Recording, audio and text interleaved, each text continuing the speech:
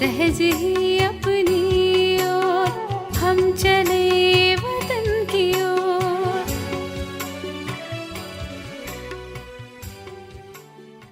ஓம் சாந்தி. 18-1-1978 அவ்யக்த பாப்தாதா மதுபன். வாணியின் தலைப்பு: பாப்தாதாவின் சேவைக்கான பிரதிபலன்.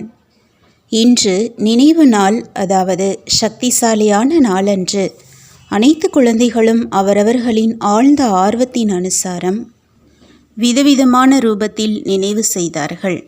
பாப்தாதாவிடம் நாலாபுறங்களிலும் உள்ள அன்பான சகயோகி, சக்தி சுரூபமான மற்றும் நெருக்கத்தில் இருக்கும் ஆத்மாக்களின் அனைத்து ரூபத்தின் நினைவு வதனம் வரை வந்தடைந்தது. பாப்தாதா மூலமாக ஒவ்வொரு குழந்தைகளுக்கும் எப்படி நினைவோ அப்படி அதற்கான பலனும் அதே நேரம் கிடைத்து விடுகிறது. எந்த ரூபத்தில் யார் நினைவு செய்கின்றாரோ அதே ரூபத்தில் பாப்தாதா குழந்தைகளின் எதிரில் பிரத்யட்சமாக ஆகியே விடுகின்றார். யார் யோக சுரூப ஆத்மாவோ அவருக்கு யோகாவின் விதி கிடைத்து விடுகிறது. சில குழந்தைகள் யோகி ஆத்மாவிற்கு பதிலாக யோகம் இல்லாத ஆத்மாவாக ஆகிவிடுகிறார்கள். இதன் காரணமாக சந்திப்பதற்கு பதிலாக பிரிந்திருப்பதின் அனுபவம் செய்கிறார்கள். யோகி ஆத்மா எப்பொழுதும் பாப்தாதாவின் இதே சிம்மாசனதாரியாக இருப்பார். ஒரு பொழுதும் தூரமாக இருப்பதில்லை. வியோகி ஆத்மாக்கள் யோகமில்லாத காரணத்தினால் பாப்தாதாவை எதிரில் கொண்டு வர முயற்சி செய்கிறார்கள். தற்சமயத்தை மறந்து கடந்த காலத்தை நினைவு செய்கிறார்கள். இந்த காரணத்தினால் பாப்தாதா ஒரு பொழுதும் பிரத்யட்சமாக தென்படுவதில்லை. சில நேரம் திரைக்கு பின்னால் மறைந்திருப்பதாக தென்படுகிறார். ஆனால் பாப்தாதா எப்பொழுதும் குழந்தைகளின் எதிரில் பிரத்யட்சமாக காட்சியாக தோன்றுகின்றார். குழந்தைகளிடமிருந்து மறைந்திருக்க முடியாது. எப்பொழுது தந்தை இருப்பதை குழந்தைகளுக்காகத்தான் என்றால், எதுவரை குழந்தைகளுக்கு ஸ்தாபனையின் காரியத்தின் பங்கு இருக்கிறதோ அதுவரை பாப்தாதா குழந்தைகளின் ஒவ்வொரு எண்ணம் மற்றும் ஒவ்வொரு நொடியும் கூடவே இருக்கின்றார். உடன் கூடவே செல்வோம் என்பதுதான் தந்தையின் உறுதிமொழியாகும். எப்பொழுது செல்வோம்? இப்பொழுது காரியம் முடிவடைந்து விட்டதா? அப்படியானால் முன்பாகவே தந்தையை ஏன் அனுப்பிவிடுகிறீர்கள்? பாபா சென்றுவிட்டால் என்று இதை கூறி அழியாத சம்பந்தத்தை அழிவதாக ஏன் ஆக்குகிறீர்கள்? அவருடைய கதாபாத்திரம் மட்டும் மாறியிருக்கிறது. எப்படி நீங்களும் சேவை ஸ்தானங்களை மாற்றுகிறீர்கள்தான் இல்லையா? அப்படி பிரம்மா பாபாவும் தனது சேவை இடத்தை மாற்றியிருக்கிறார். ரூபம் அதேதான், சேவையும் அதேதான். 1000 புஜங்கள் உள்ள பிரம்மாவின் ரூபத்தின் தற்சமயத்தின் பங்கு நடந்து கொண்டிருக்கிறது. அதனால்தான் சாக்கார உலகத்தில் இந்த ரூபத்தின் மகிமையும் நினைவு சின்னமும் இருக்கின்றது. புஜங்களின்றி தந்தையும் எந்த காரியமும் செய்ய முடியாது. புஜங்கள் குழந்தைகள் நாம் தந்தையை வெளிப்படுத்தி கொண்டிருக்கின்றன. செய்விப்பவர் இருக்கிறார், அதனால்தான் செய்து கொண்டிருக்கிறார்கள்.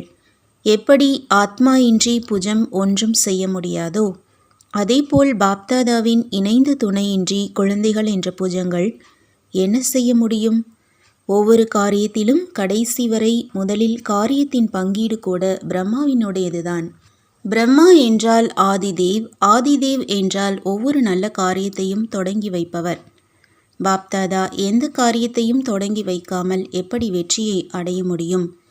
ஒவ்வொரு காரியத்திலும் முதலில் தந்தையின் உதவி இருக்கிறது. இதை அனுபவமும் செய்கிறீர்கள், வர்ணனையும் செய்கிறீர்கள்.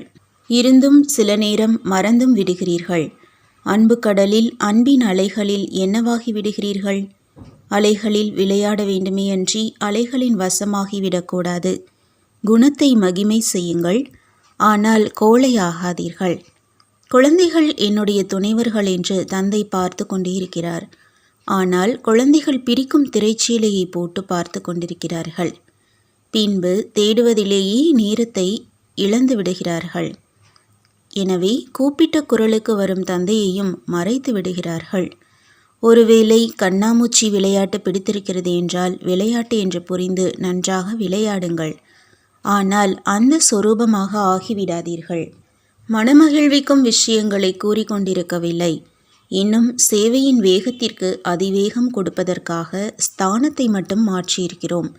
எனவே குழந்தைகளுக்கும் தந்தைக்கு சமமாக சேவையின் வேகத்தை மிக வேகமாக ஆக்குவதில் பிஸியாக இருக்க வேண்டும். இதுதான் தந்தையின் அன்பிற்கு பிரதிபலனாக நாம் செய்வது. குழந்தைகளுக்கு தந்தை மேல் மிகுந்த அன்பு இருக்கிறது என்று தந்தை தெரிந்திருக்கிறார். ஆனால் தந்தைக்கு குழந்தைகளையும் சேர்த்து சேவை மற்றும் அன்பு இருக்கின்றது. சேவை மேலும் அன்பு இருக்கிறது. தந்தை மேலுள்ள அன்பின் வெளிப்படையான அடையாளம் சேவை மேல் அன்பு இருப்பதாகும். எப்படி ஒவ்வொரு அடியிலும் பாபா பாபா என்று கூறுகிறீர்கள், அதேபோல் ஒவ்வொரு அடியிலும் தந்தை மற்றும் சேவை இருக்க வேண்டும். அப்பொழுதுதான் சேவையின் காரியம் முடிவடையும். மேலும் தந்தையுடன் செல்வீர்கள். இப்பொழுது பாப்தாதா ஒவ்வொரு குழந்தையையும் லைட் மற்றும் மைட் ஹவுஸ் ரூபத்தில் பார்க்கின்றார். மைக் சக்தி நிறைந்ததாக ஆகிவிட்டது. ஆனால் லைட், மைட் மற்றும் மைக் மூன்றுமே சக்தி நிறைந்ததாக சேர்ந்தே இருக்க வேண்டும். சப்தத்தில் வருவது சுலபமாக இருக்கிறது இல்லையா?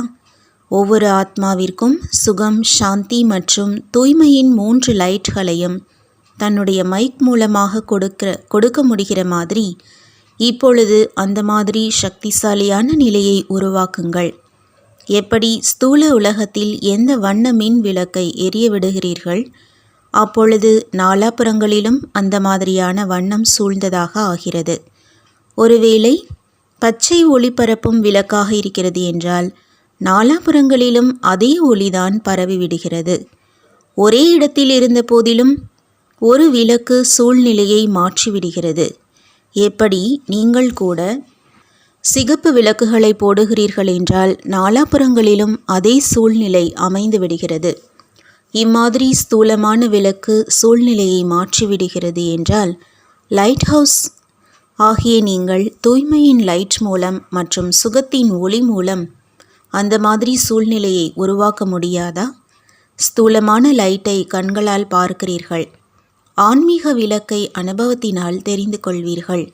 தற்சமயம் இந்த ஆன்மீக விளக்குகள் மூலமாக சூழ்நிலையை மாற்றம் செய்வதற்கான சேவை செய்ய வேண்டும். இப்பொழுது சேவையின் என்ன ரூபம் இருக்க வேண்டும் என்று கேட்டீர்களா? 2 சேவையும் இப்பொழுது சேர்ந்து இருக்கட்டும்.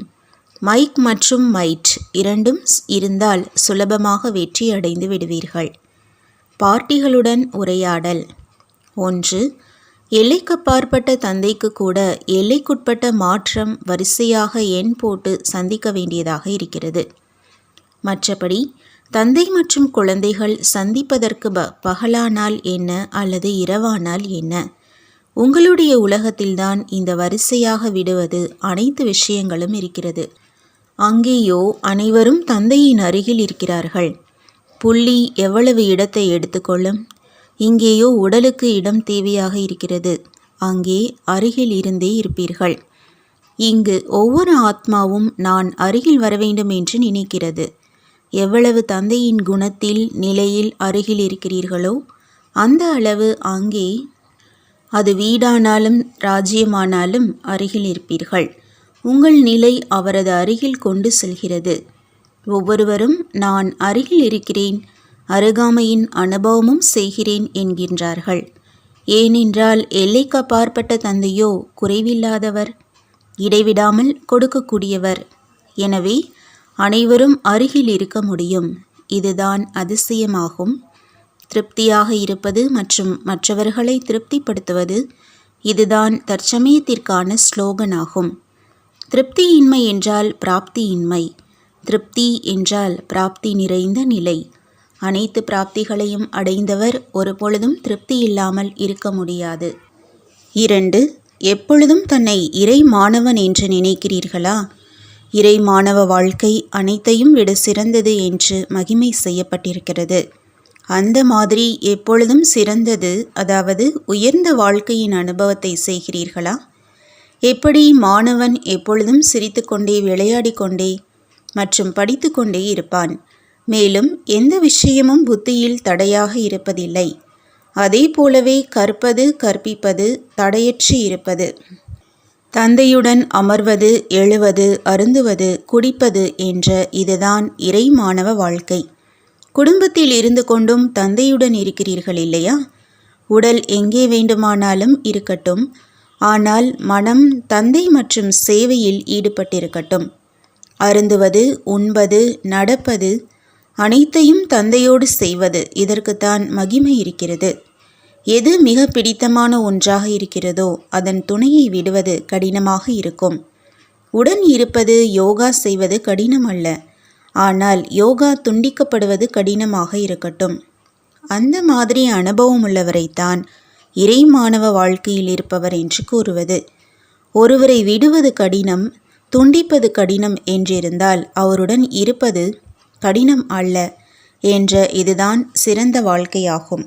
எப்பொழுதும் சிரித்து கொண்டே இருங்கள், பாடிக்கொண்டே இருங்கள், மேலும் தந்தையுடன் இருந்து கொண்டே இருங்கள்.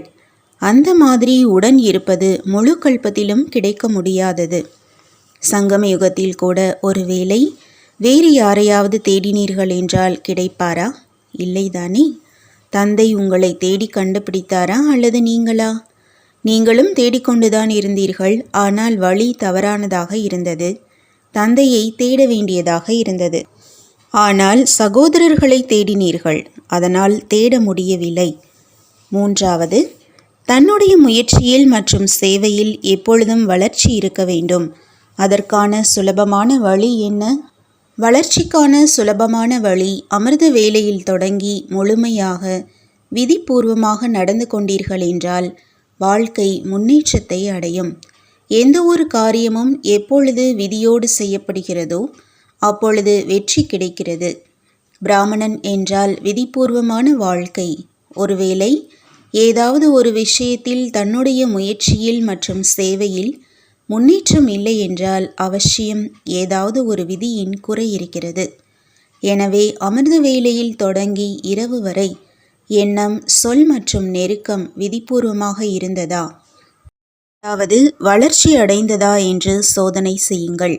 ஒருவேளை இல்லை என்றால் காரணத்தை யோசித்து அதற்கு நிவாரணம் செய்யுங்கள். பிறகு மனமுடைந்து போக மாட்டீர்கள். ஒருவேளை விதிபூர்வமான வாழ்க்கை இருக்கிறது என்றால் அவசியம் முன்னேற்றம் ஏற்படும். நல்லது. மதுபன் நிவாசி சகோதர சகோதரிகளுடன் அனைத்து மதுபன் நிவாசிகளும் எப்பொழுதும் தந்தையின் நினைவில் அன்பிலேயே ஐக்கியமாகி இருப்பவர்கள்தான் இல்லையா? தந்தைக்கு சமமாக எப்பொழுதும் களைப்பற்ற மற்றும் எப்பொழுதும் டபுள் லைட் நிலையில் நிலைத்திருக்கிறீர்கள் இல்லையா? யார் எவ்வளவு லேசாக இருப்பாரோ அவ்வளவு களைப்பற்றவராக இருப்பார். எந்தவிதமான கனமும் களைப்படைய வைக்கும். எப்படி உடல் பருமனானவர் கூட களைப்படைந்து விடுகிறார், மெலிந்த உடல் உள்ளவர் களைப்படைவதில்லை. அந்த மாதிரி எந்தவிதமான சுமையும் அது எண்ணத்தில், நெருக்கத்தில், சம்பந்தத்தில் இருந்தாலும் அந்த சுமை களைப்படைவதில் கொண்டு வரும். மதுபன் நிவாசிகளுக்கு களைப்பற்றவராய் இருங்கள் என்ற வரதானம் கிடைத்திருக்கிறது. அப்படியானால் நீங்கள் களைப்பற்றவர்தான் இல்லையா? இன்னும் மேலாவை நீட்டிக்கலாமா? இன்னும் வரும் நாட்களில் இந்த மேலா பெரியதாக இருக்கும், குறையாது. எவ்வளவு அதிகப்படுத்தி கொண்டே இருப்பீர்களோ அந்த அளவே அதிகரிக்கும். எவ்வளவு திட்டம் தீட்டினாலும், எவ்வளவு உருவாக்குவீர்களோ அந்த அளவு வளர்ந்து கொண்டேதான் இருக்கும். ஏனென்றால் சங்கம யுகத்தில்தான் ஈஸ்வரிய குடும்பத்தின் வளர்ச்சி ஏற்படுகிறது. எவ்வளவு காலம் குறைவோ அந்த அளவு வளர்ச்சி அதிகம். மிக அதிகமானவர்கள் வந்துவிட்டால் நாங்கள் பின்தங்கி போய்விடுவோம் என்று நினைக்கவில்லையே. யார் அவரே தியாகம் செய்தவராக இருக்கிறாரோ அவருக்கு இயல்பாகவே சிந்தனை இருக்கும். நீங்களோ எந்த சுயநலமும் இல்லாதவர்கள்தான் இல்லையா? எவ்வளவு ஒவ்வொரு விருப்பத்திலிருந்து விலகி இருப்பீர்களோ அந்த அளவு ஒவ்வொரு விருப்பமும் சுலபமாக நிறைவேறிக்கொண்டே இருக்கும். குஷியில், பிராப்தியில் களைப்பு ஏற்படாது. மதுபன் நிவாசிகளுக்கு முயற்சி செய்வதற்கான புது யுக்திகளை கண்டுபிடிக்க வேண்டும். அதை அனைவரும் பின்பற்ற வேண்டும். புதிய வருடம் தொடங்கியிருக்கிறது என்றால் புதிய விஷயம் வெளியாக வேண்டும். கல்ப முயற்சிக்கான புதிய கண்டுபிடிப்புகளை செய்யுங்கள். மேலும் நடைமுறையில் அனுபவம் செய்து மற்றவர்களுக்கு கூறுங்கள். அனைத்து ஆத்மாக்களும் உங்களை உயர்ந்த பார்வையோடு பார்க்கிறார்கள். எப்படி ஆகாயத்தின் மேலிருக்கும் நட்சத்திரங்களை மேல் நோக்கிய பார்வையோடு பார்க்கிறார்கள், அதேபோல் உங்களை அனைவரையும் விட உயர்ந்த மகான் அதிர்ஷ்டம் நிறைந்தவர்கள் நெருக்கமான ஆத்மாக்களின் பார்வையோடு பார்க்கிறார்கள். அப்படி எந்த பார்வையோடு பார்க்கிறார்களோ அதிலேயே நிலைத்திருங்கள். நீங்கள் அமர்வது, எழுவது, நடப்பது அனைத்தையும் சரித்திர ரூபத்தில் பார்க்கிறார்கள். எப்படி தந்தையின் ஒவ்வொரு காரியத்தையும் நீங்கள் சரித்திர ரூபத்தில் பார்த்தீர்கள் இல்லையா? அதேபோல் ஒவ்வொரு காரியத்தையும் செய்து கொண்டே ஒழுக்கமாக நடந்து கொள்ள வேண்டும். சாதாரணமாக அல்ல. உலகின் எதிரில் மதுபன் ஒரு மேடையாகும். மேடையில் எந்த நடிகர் இருப்பாரோ அவருடைய ஒவ்வொரு செயலின் மேலும் எவ்வளவு கவனம் இருக்கிறது. கையை தூக்குகிறார் என்றாலும் மிகவும் கவனத்தோடு செய்வார். ஏனென்றால் என்னை அனைவரும் பார்க்கிறார்கள் என்று அவருக்கு தெரியும். உங்களுடைய ஒவ்வொரு காரியத்தின் மகத்துவம் இருக்கிறது. எவ்வளவு மதுபன் ஆத்மாக்களுக்கு மகத்துவம் இருக்கிறதோ பாப்தாதாவும் அந்த மகத்துவத்தோடு தான் பார்க்கின்றார். நல்லது. இயல்பான மற்றும் சகஜ யோகியாக எப்படி ஆவது என்ற புது திட்டத்தை உருவாக்குங்கள். ஏனென்றால் அனைவருமே இந்த வருடத்தில் கடைசியில் சகஜ யோகா மற்றும் இயல்பான யோகாவின் அனுபவம் அவசியம் இருக்க வேண்டும் என்ற இந்த லட்சியத்தை வைத்து நடந்து கொள்கிறார்கள். அப்படி சகஜ யோகா எதன் ஆதாரத்தில் இருக்கிறது அல்லது இயல்பான யோகியாக எந்த யுக்தியால் ஆக முடியும்? இந்த திட்டத்தை உருவாக்குங்கள். மேலும் அனுபவம் செய்யுங்கள். பின்பு அனைவருக்கும் கூறினீர்கள் என்றால் உங்களை புகழ் பாடுவார்கள். உழைப்பு குறைவு மற்றும் வெற்றி அதிகம். அந்த மாதிரி புது முயற்சிக்கான வழியை உருவாக்குங்கள். திட்டத்தை அந்த மாதிரி உருவாக்குங்கள். அதை பார்த்து அனைவரும் மதுபன் நிவாசிகளுக்கு நன்றி கூற வேண்டும். நல்லது. ராஜஸ்தான் பார்ட்டி. மதுபனில் ஒவ்வொரு அடியிலும் வருமானத்திற்கான அனுபவம் சுலபமாக ஏற்படுகிறது. மதுபனை வரதான பூமி என்று கூறியிருக்கிறார்கள். அப்படி வரதானம் என்று சகஜ பிராப்தியைத்தான் கூறுவது. அப்படி மதுபனில் வருவதினால் கஷ்டப்பட்டு உழைப்பது முடிவுக்கு வந்துவிடுகிறது. மேலும் சகஜ பிராப்தியாவது தொடங்கிவிடுகிறது. அப்படி இந்த கொஞ்ச காலத்தில் எவ்வளவு வருமானம் செய்திருக்கிறீர்கள்? மதுபனில் வருவது என்றால் வருமானத்தின் சுரங்கத்தை ஒன்றாக சேர்ப்பது. அந்த மாதிரி மகத்துவத்தை தெரிந்து கொஞ்ச நேரத்தில் பொக்கிஷங்களை சேமித்திருக்கிறீர்கள். ஏனென்றால் மதுபன்தான் நேரடியாக பாப்தாதாவின் கர்ம பூமி, சரித்திர பூமி, சேவை பூமி மற்றும் தபஸ்யா பூமியாகும். இங்கு தபஸ்யாவின் வைப்ரேஷன் வாயுமண்டலம் இருக்கிறது. இந்த அனைத்து விஷயங்களையும் இந்த பூமியில் வருவதினால் சகஜமாக அனுபவம் செய்ய முடியும். எப்படி ஏதாவது விசேஷம் சீசன் இருக்கிறது என்றால் வருமானமின்றி இருக்க முடியாது. தூக்கத்தின் நேரத்தையும் தியாகம் செய்கிறார்கள். அப்படி மதுபனில் வருமானத்திற்கான அதிகப்படியான லாட்ரி இருக்கிறது. நீங்கள் தபஸ்வி குமாரர்கள்தான் இல்லையா? தபஸ்வியின் தவம் அமரும் நேரத்தில் மட்டும் இல்லை. தபஸ்யா என்றால் அன்பு, ஆர்வம்.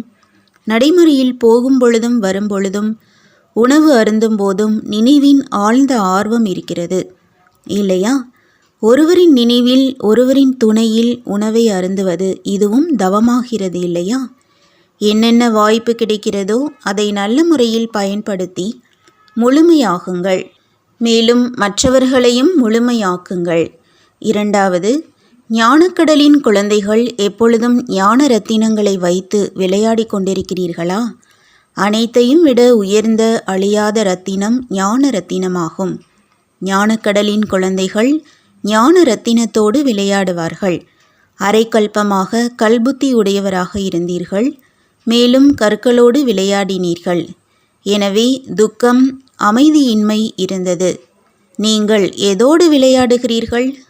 ஞான ரத்தினங்களுடன். எப்படி ராஜாவின் குழந்தைகள் தங்கம், வெள்ளியால் உருவாக்கப்பட்ட பொம்மைகளோடு விளையாடுகிறார்கள் என்றால், ஞானக்கடலின் குழந்தைகள் எப்பொழுதும் ஞான ரத்தினங்களோடு விளையாடுகிறார்கள். ஞான ரத்தினங்களோடு விளையாடுவதினால் துக்கம் அமைதியின்மையின் உணர்வு வராது. ஞான ரத்தினமும் இருக்கிறது என்றால் ஞானமும் இருக்கிறது. ஞானத்தின் ஆதாரத்தில் துக்கம் அமைதியின்மை ஏற்பட முடியாது. இப்பொழுது புது வாழ்க்கை, துக்கம் அமைதியின்மை நிறைந்த வாழ்க்கை என்னுடையதே அல்ல, வேறு ஒருவரின் வாழ்க்கையாகும் என்று அந்த மாதிரி அனுபவமாகும். கடந்த கால வாழ்க்கை மேல் சிரிப்புதான் வருகிறது. வரதானம்: தந்தையின் உதவி மூலமாக ஈட்டியை முள்ளாக ஆக்கக்கூடிய, எப்பொழுதும் கவலையற்ற மற்றும் ட்ரஸ்டியாக ஆகுங்கள். விளக்கம்: பழைய கணக்கு ஈட்டியாகும், ஆனால் தந்தையின் உதவி மூலம் அது முள்ளாக ஆகிவிடுகிறது. சூழ்நிலை அவசியம் வரும், ஏனென்றால் அனைத்தையும் இங்கேயே முடிக்க வேண்டும். ஆனால் தந்தையின் உதவி அவற்றை முட்களாக ஆக்கிவிடுகிறது. பெரிய விஷயத்தை சிறியதாக ஆக்கிவிடுகிறது. ஏனென்றால் பெரிய தந்தை உடன் இருக்கிறார். இந்த நிச்சயத்தின் ஆதாரத்தில் எப்பொழுதும் கவலையற்று இருங்கள். மேலும் ட்ரஸ்டியாகி என்னுடையதை உன்னுடையதில் மாற்றம் செய்து லேசாகி விட்டீர்கள் என்றால் அனைத்து சுமையும் ஒரு நொடியில் முடிவடைந்துவிடும். ஸ்லோகன்: சுப பாவனையின் கையிருப்பு மூலமாக எதிர்மறையை நேர்மறையாக மாற்றம் செய்யுங்கள். ஓம் சாந்தி. तो बच्चों को तो सर्विस करनी है, जो बाबा कहते हैं सबको ये बताओ कि देखो तुम्हारा एम एंड ऑब्जेक्ट ये है, एक गीता है बगैर, ये राजयोग है ना बच्चे। कैसे है राजयोग? बिल्कुल सहज है कि बाप को याद करो तो ये वैसा मिलेगा तुमको। ओम शांति।